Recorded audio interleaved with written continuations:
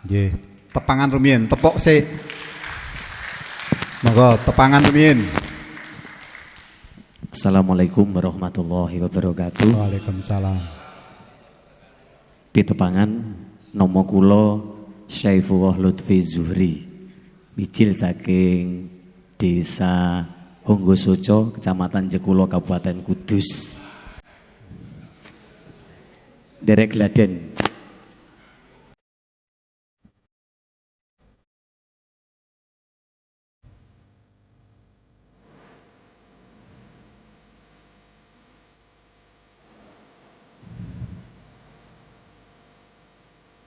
Assalamualaikum warahmatullahi wabarakatuh. Tentrem rahayu sih wilasaning Gusti ingkang maha welas saha asih. Kajiwa kasarira wonten ngarsa panjenengan sedaya dalah kula Waradin sagung dumadi widodo niskala satuhu.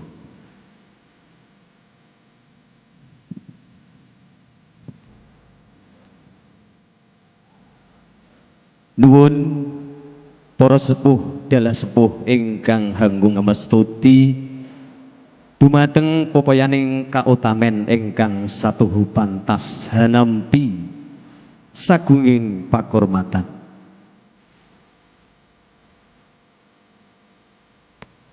Para duta saraya saking kadang calon pisan sutresna ingkang satuhu bagya mulya. Para adilenggah kakung mewah putri ingkang minulyeng budi.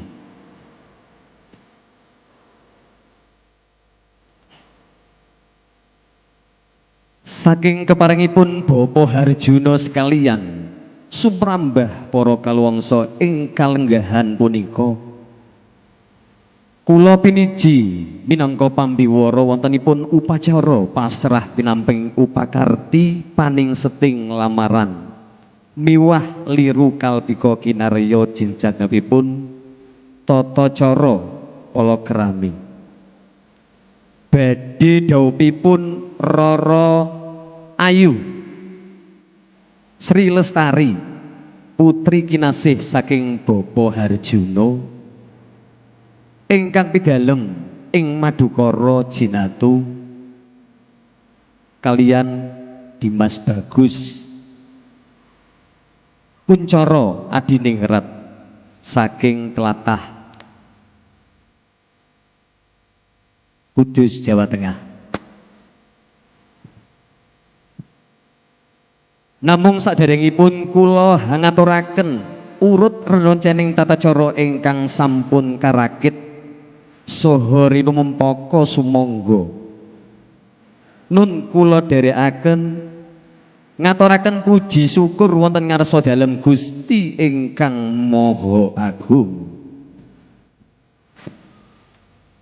Karana agenging kanugrahan saha kabagas kewarasan ingkang sampun kaparingaken dumateng panjenengan sedaya dalasan kula. Mugi lampahing upacara pasrah panampining paningset lamaran saha upakarti minangka sarana jejengkepin palakrami sanitiasa pinaringan rahayu widodo nir ing sambikala.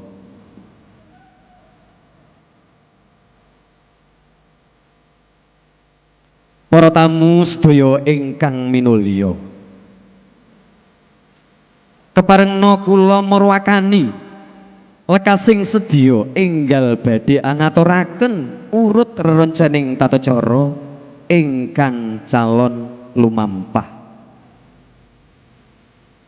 Ingkang sepisan inggih kapurwakan kanthi pambuka.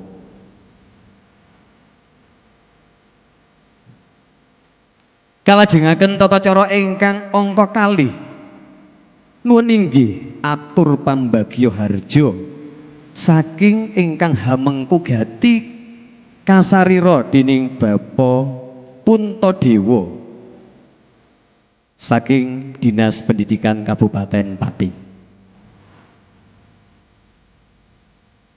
Wondene tata cara kaping 3 Wedaring sabda pasrah paning seting lamaran saha sauba rampenipun ingkang dipun sarirani panjenenganipun Bapak Mas Huri.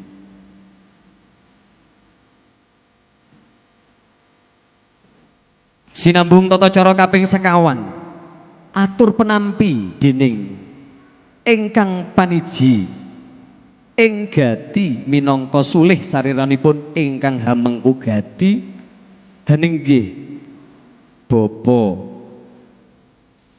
Sofiullah saking Pas FM Pati.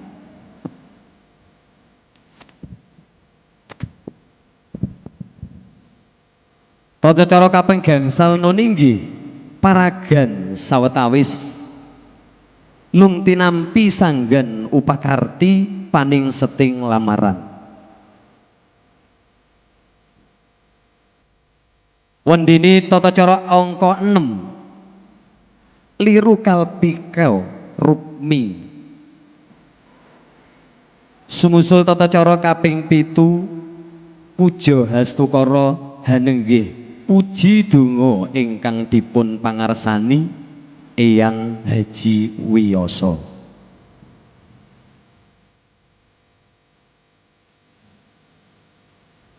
Pinangka tata cara kaping 8 pitepangan keluarga saking ingkang badhe bepisanan. Wondene tata cara kaping 9 sumene.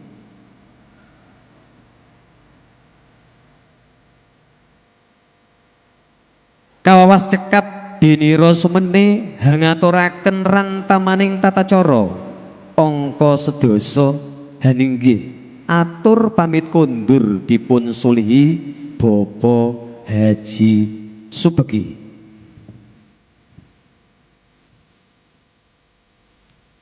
Sinambung atur sugeng kondur ingkang kajibah tumanggap pangandikan nuwun inggih Bapak Sadewa.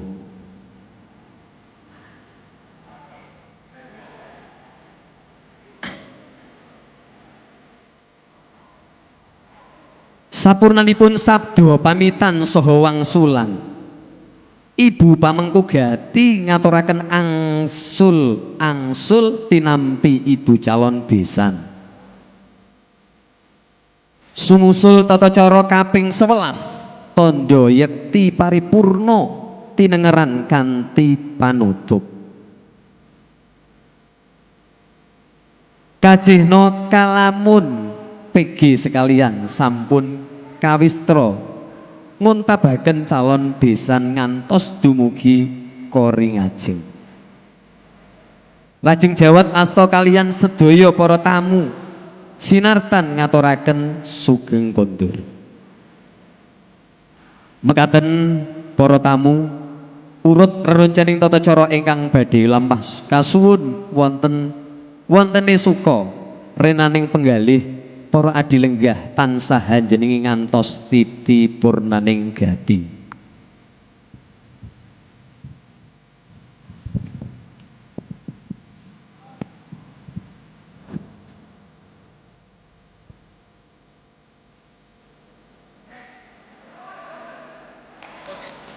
Nuwun kula nuwun.